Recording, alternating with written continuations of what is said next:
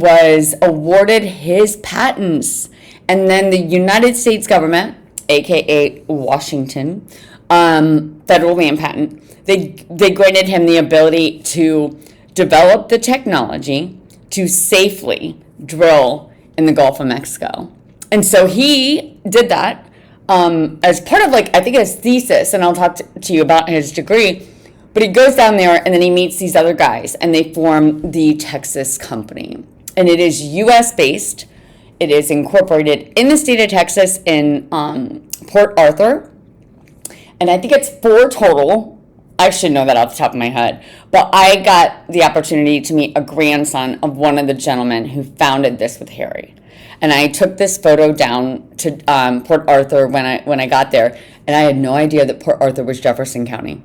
I was driving along and I saw Jefferson landmark. Slammed on my brakes, almost caused an accident. Couldn't believe it. Because I was like, why is Jefferson landmark in Harrison County? And it absorbed the Harrison County Farm Bureau. Well, I get down to Port Arthur to find out that it's Jefferson County, Texas. So Jefferson County, Ohio, Jefferson County, Texas. And then I was like, wait, is there Jefferson County, Pennsylvania? You betcha. But I get down there and I showed this gentleman and he was like, yeah, that's Harry and that's Helen. And he said, this photo is taken with Helen's old camera. Yeah, Helen's camera, they used to use the Steiner camera, he called it, and then the Steiner video camera whenever they went out. And I mean, they were doing measurement. I mean, look at this stuff. Harry is no joke. But he told me, he looked at the back of the photo. I got this photo from the photo album upstairs, and it was the original photo, like material.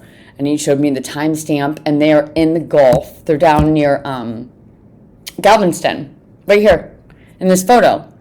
And that's Harry. He said it, without a doubt, that's Harry. And I thought I got a kick out of it. Because there's not many photos of them, and there's no photos of Harry that exist online.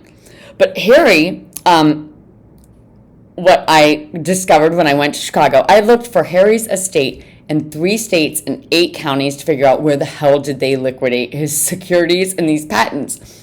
And when I went to Chicago, because that's where he got his degree, and in metal or whatever, I can't even say it, mining and metal. Anyways, he actually has 3 different identifications relating to his studies. He was sent here on what you would call like almost student visas that were on the back end endorsed by Standard Oil companies. So we've got Russia and I think Germany and UK. But he is on 2 work visas and he's getting his undergrad. He came over when he was 16 or 15 or 16, getting his first undergrad in mining. And then he's doing so well, somebody else offers him the opportunity to get another undergrad. He takes it. So they issue him a separate identification, though. And that's what the university even was like. But then he gets his master's. So by the time he was 21 is when he's done. He has 2 undergrads and a master's, and he was top of his class in both classes. It took so long for me to get his transcripts. I just wanted to see him. I just wanted to see what the heck was this guy studying. And when I got his transcripts, they mailed them. And they were so formal. I mean, this was like way back. Harry was born in 1885 or 95. But when I get his transcripts, it says his IQ is estimated to be 195 to 215. I looked that up, and it's actually like the longer range because it's so high at the time that nobody knows how to measure it. I'm not joking. It ends up being refined to Harry Wilton's IQ being 205 to 210. Like, once they got it, like, Anyways, when you look that up, he's one of the most brilliant men in the entire world. And as he developed the technology to frack, he said, never should we ever do it in Ohio, and never should we do it along this particular area, which is like pretty much where we're going to all get out. But no, in the Gulf, he mandated that no one would ever be able to drill deeper than 150.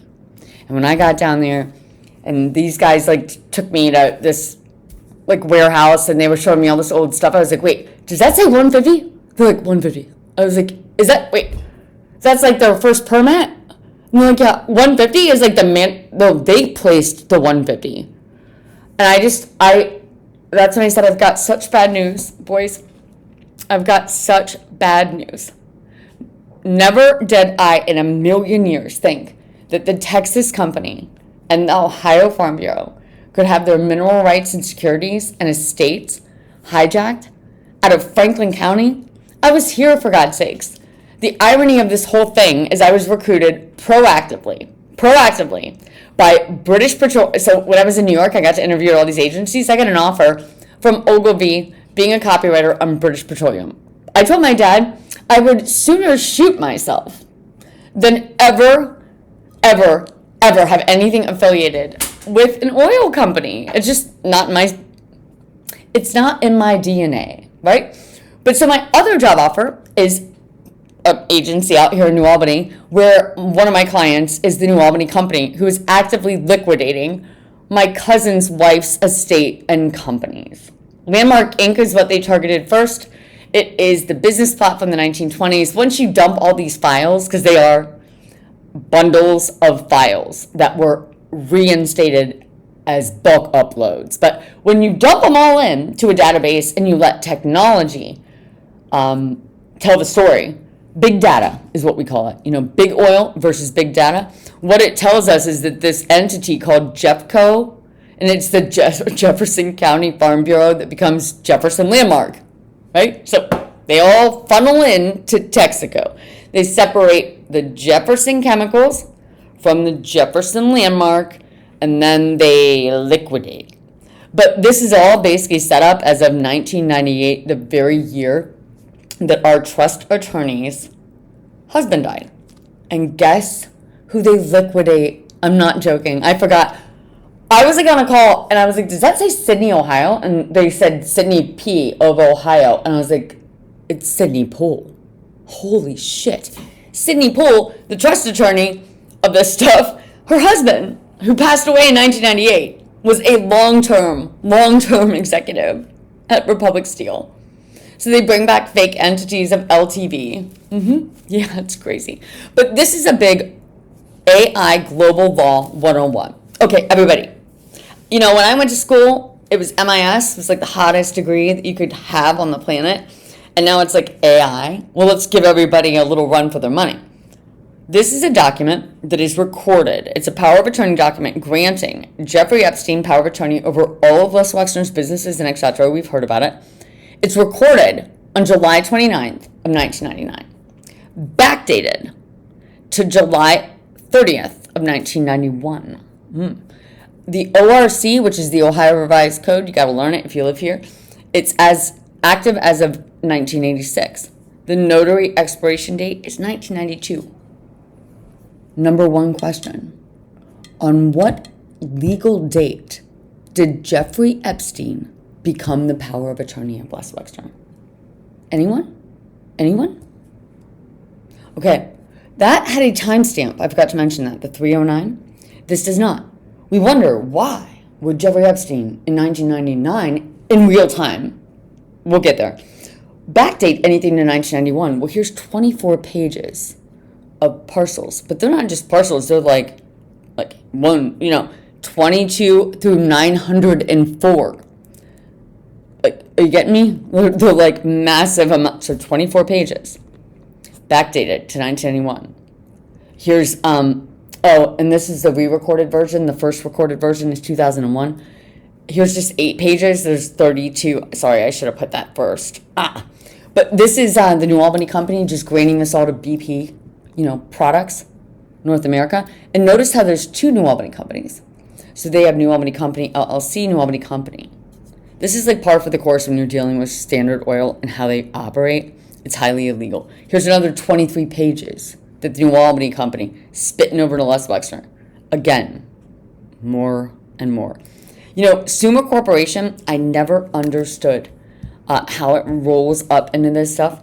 But when I actually looked under the Texas company, I couldn't believe that it had converted through Ohio, and became a holding company that's still not even live. All Texas company historical trademarks are dead and have been. And so what?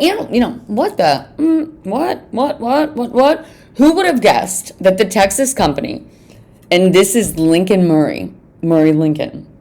Yeah, he was a double agent in the 60s who was removed from the fake shell corp that was created that had liquidated George H. Dunlap's estate. His name was Lincoln Murray, and Playboy did this whole centerpiece about him. He was like the Jeffrey Epstein of the 60s. He was flying people all over the country, this Lincoln Murray.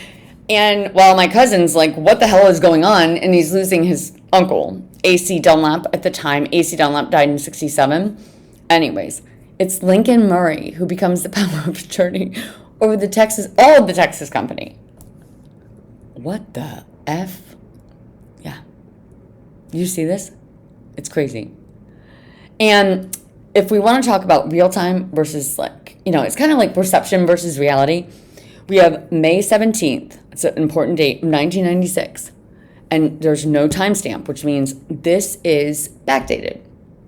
And then 2/18/1997, those are all in real time.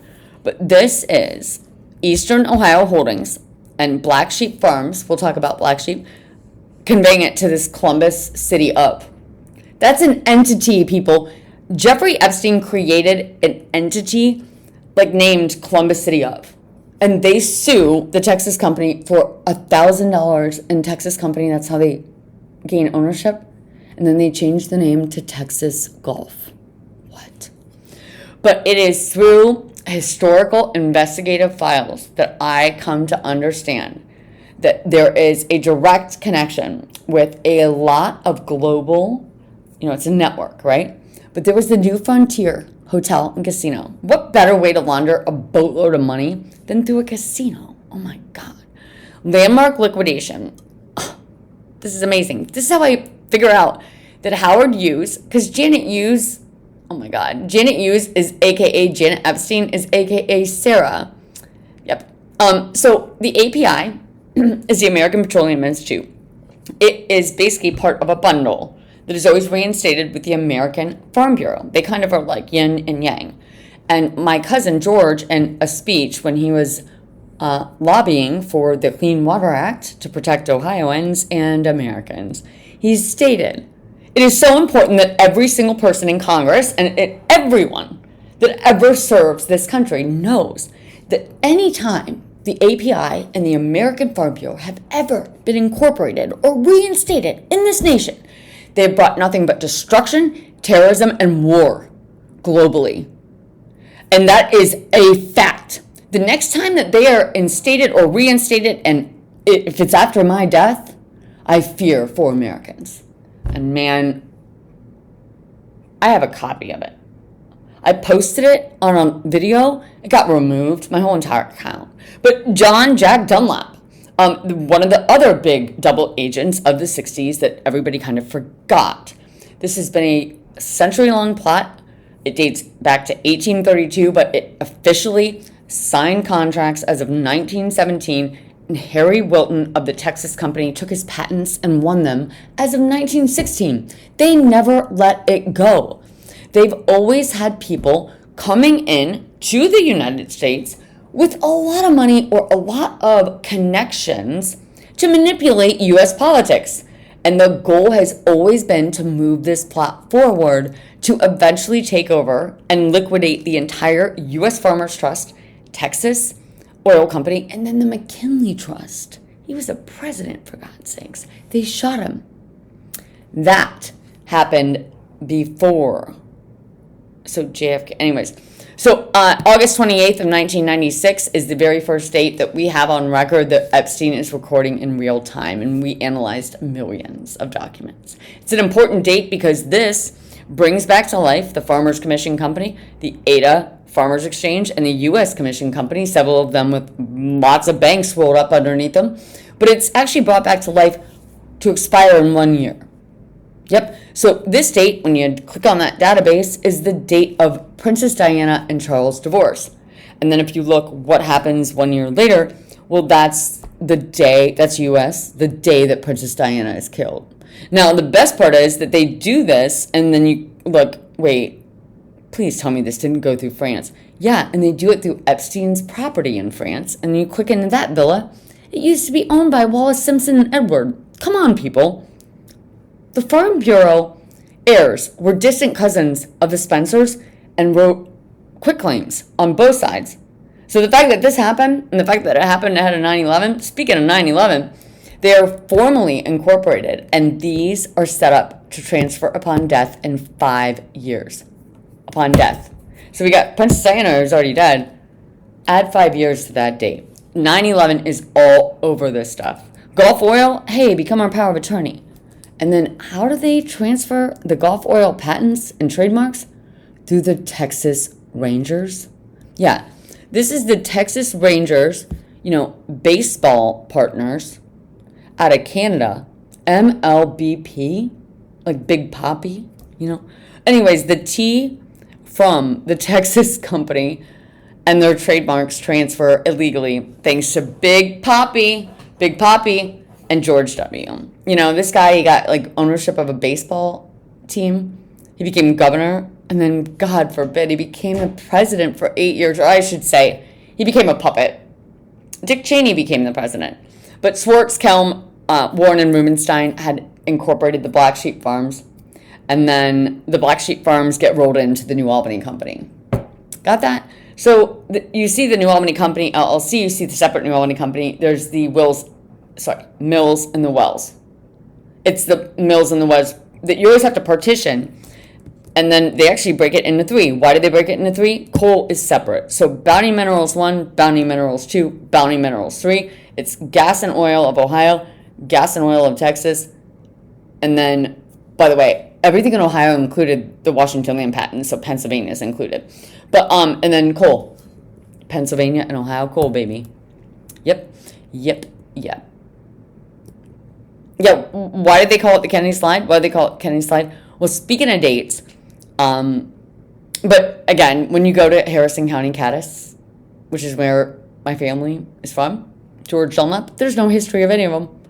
And there's no history of the Harrison County Farm Bureau. And I mean that literally. All the records other than the dissolution have been removed.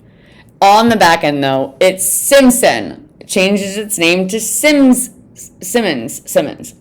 But it's Germain, as in German, Winston Oil Company. Changes to you'll see. Sarah M. Epstein. Sarah Jane. Sarah M. Epstein creates Janet Epstein. And then Janet Epstein is AKA Janet Hughes. It's really disgusting. And on the back end, like I said, what would you think Harry Wilton's securities would be worth that he had all endowments, dedicated to bettering the safety practices and environmental practices of drilling and mining? That's what Harry really was into. Harry was into eliminating fracturing and eliminating waste 100%, and never, ever, ever, ever pushing it, like ever. Not for human life, for God's sakes, let alone anything else. But just under 9 billion. Just under 9 billion. When I saw in this guy's files that the landmark, aka Farm Bureau safe, had been stolen in 1957, which is a key date, May. It was stolen after being moved from Cadiz. I showed Mr. Slaughter the photo of the one that's in my garage. He's like, that's the landmark safe. It was in landmark in Cadiz. I said, wait, this safe? Well, yeah, so this safe was moved from Cadiz to Columbus. And why was it moved in 57? Because my cousin became the CEO of Nationwide, and he served as the top chairman over all Nationwide and Farm Bureau companies for 25 years. Yeah. So anyways, it's moved here. It's stolen immediately. As he's becoming, he wasn't elected CEO. The board changed their mind or something happened. That Lincoln Murray, right? But anyways, as it turns out, in this detective files, he finds out it wasn't this Lafayette. This Lafayette co-op was one of the 60s Cold War co-ops. AGCO, it's all connected.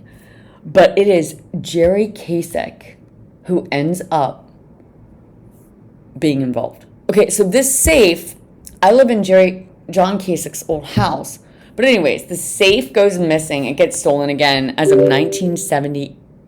Anyways, bananas, right? Small world, everybody. Small world. Small world. Okay, I think that's all for now. But at the end of the day, you know, I kind of gauged like, okay, Landmark was like 52 mills and farms, right? So 2 billion, not counting what had already been liquidated, as of like 1990, 2 billion. It was like the Home Depot for farmers. But that's not enough for 9/11. I mean, 2 billion is like, but then you're like, wait, they transfer all property, including Farm Bureau titles? Like the back end titles of every single farm that has ever been a Farm Bureau member, its title is gone in every county of every state. Yeah, that's 9/11 worthy. That's the Washington farms, the Cumberland farms.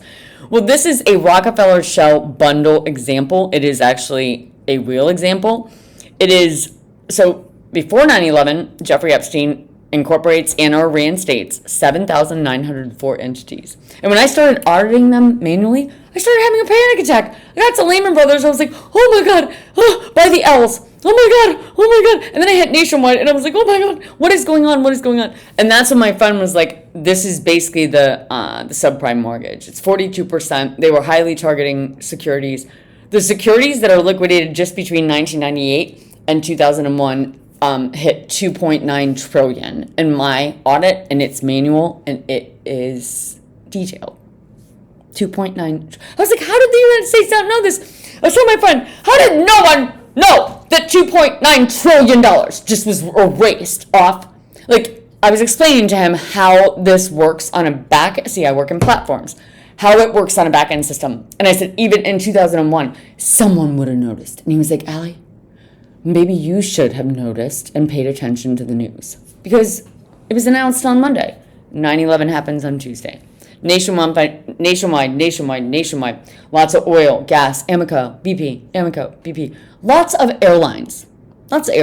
But we also have Enron, Lehman Brothers, First Energy. I mean, McGee Kerr. I mean, everybody and anybody that is created to defraud Americans is a part of these networks. And they all roll up to the investors. There's 333 total globally. But as far as the big ones, Baker, remember Baker, Hostetler, Baker. But not, here you go. You pardon all principal players in the Iran-Contra. What?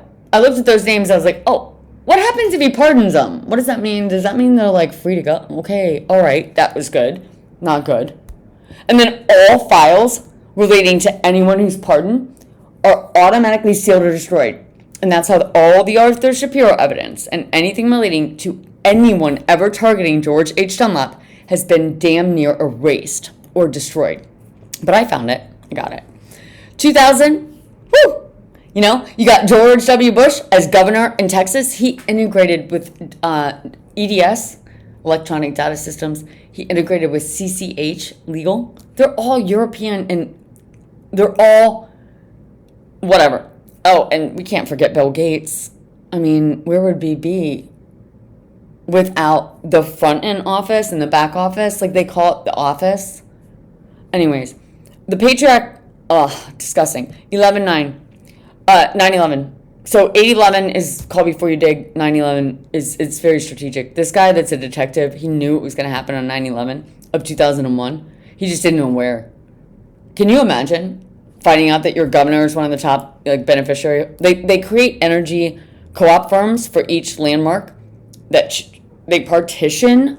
So there's the real landmark and then there's the energy landmark. So they're like behind the scenes, right? So you might go into a landmark and that might still be the owner of the landmark. But a lot of times I went into landmarks and I was like, there's no way this is the owner. Like we got spies.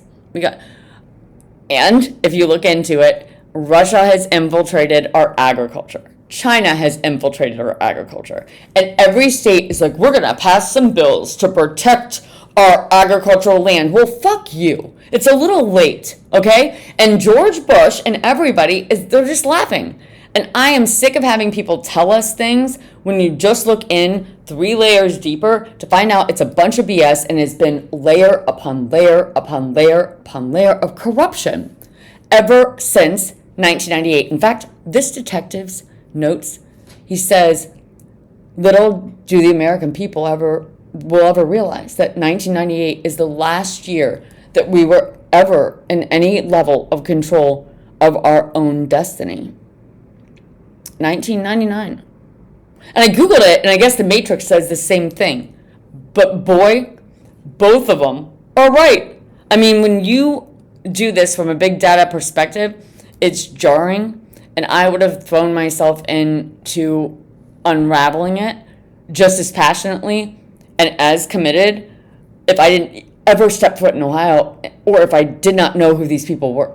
But Sam Roche, R-O-S-H, George made his office at the Roche Hall at Otterbein spelled the same way.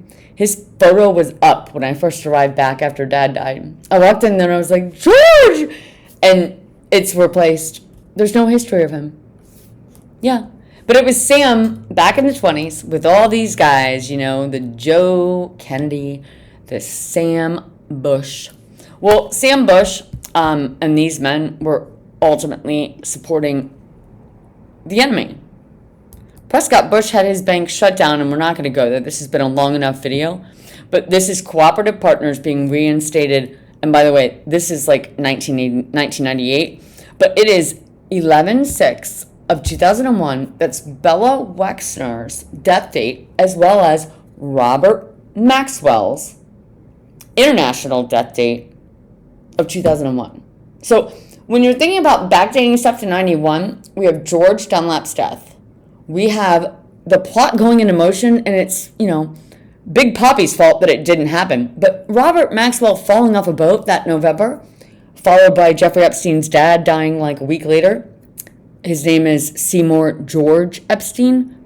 Get a clue, people. The goal was to take over the Farm Bureau, and they were hijacking it as of 91 with this fake Maxwell. By the way, it's Maxwell. If you look up who are the big milling company families in Ohio, the number one biggest family is Maxwell. I was like, you're shitting me.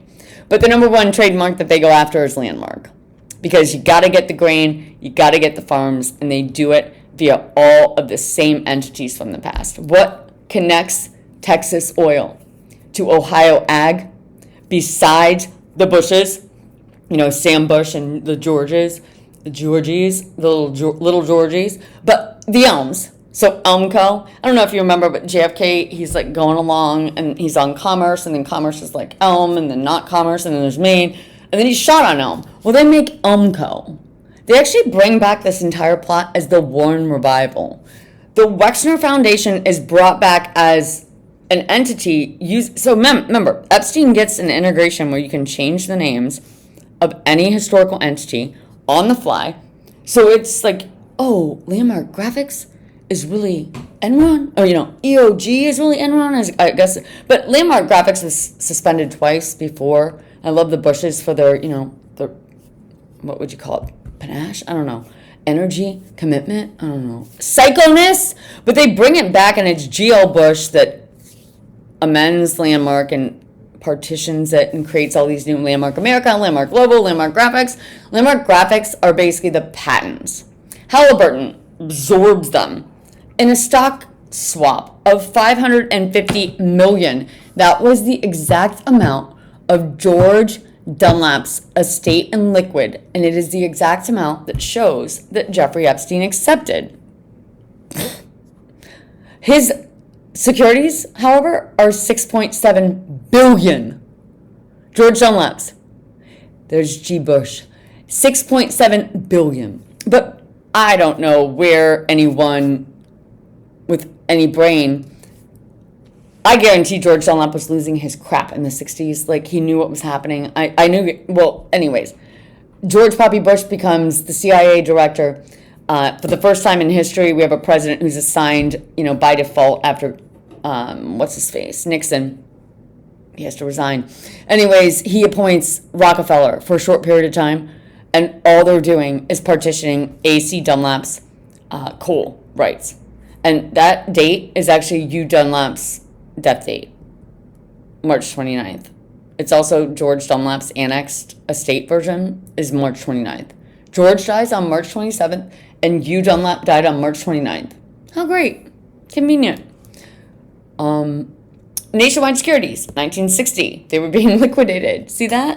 And they bring it back. And then they merge them. See, Nationwide Securities, Nationwide Securities. Well, we should maybe not allow that, especially with a $32 billion. OMG. It was $32 billion. What? Yeah, but you bring back these, these little entities from when they were last active. It's fun to see who's there. And there's Lyndon Johnson. So the mills and the elevators, the landmark. And then there's Germany. Fritz. He's evil. He's like a new level of evil. But then you go Rainbow Associates.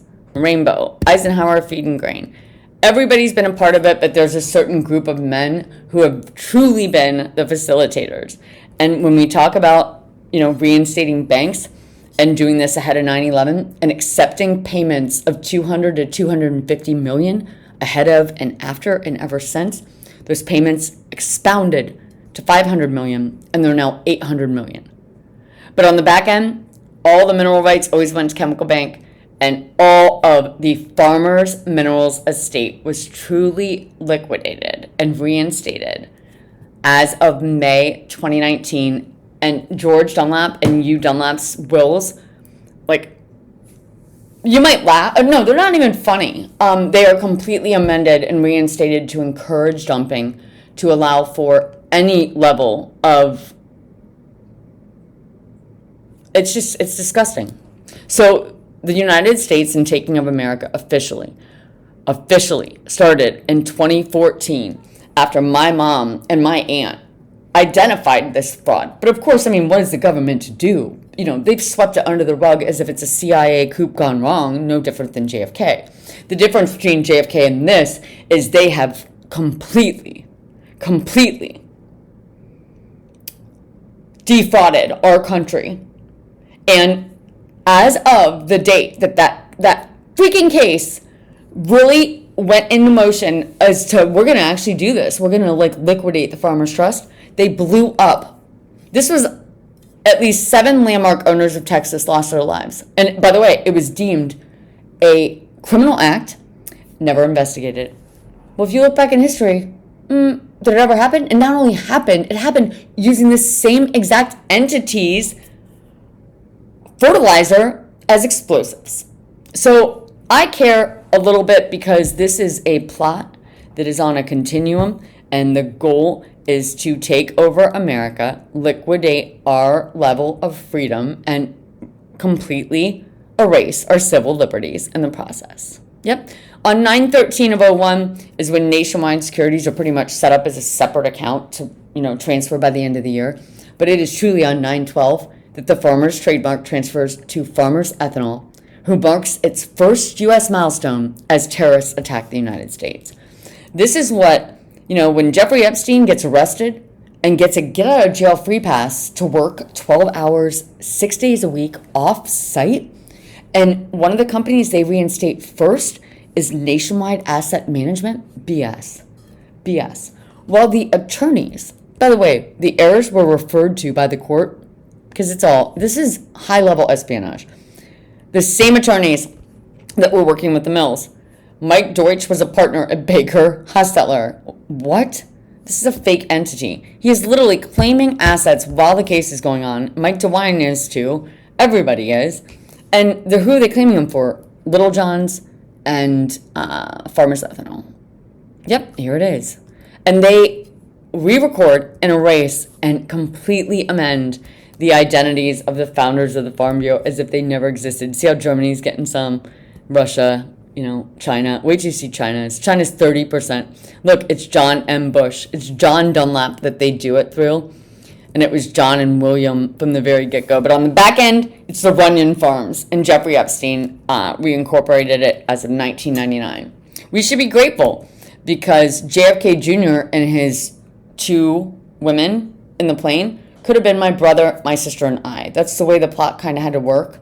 It's them or us. I'm not joking. So, July of 99. Remember when Epstein kicks off his real power of attorney legally? Yeah, it's pretty much like days within their deaths.